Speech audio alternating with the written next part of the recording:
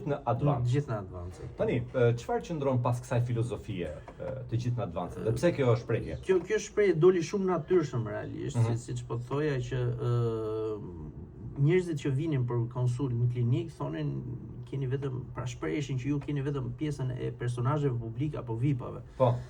Dhe natyrshëm po mendonim që nuk kemi vetëm VIP-a, shumica e klientëve janë njerëz normal, por personazhet po themi që nuk janë publike, kanë pak të vështirë të shprehen televizion para kamerës, pra është e vështirë.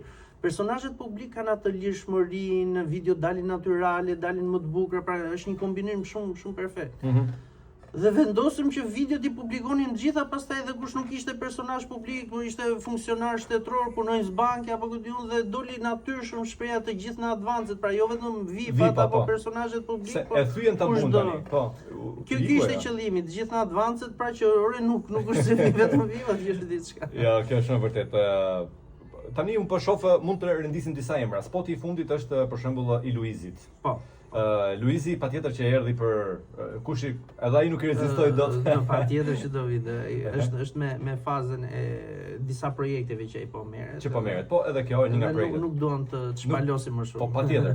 Ama Big Basta, miku joni përbashkët. Po. Edhe Castro. Ata Castro është komplet super Castro tani. Dhe gjëja e mirë është që e shpreh pra atë kënaqësinë e rezultatit, po themi, është diçka edhe e dukshme mbi të gjitha, po edhe i dua flokët si Castro dhe unë. Mirë, domethënë ti je me vërtet CEO i mrekullive me këtë klinik. Unë sapo i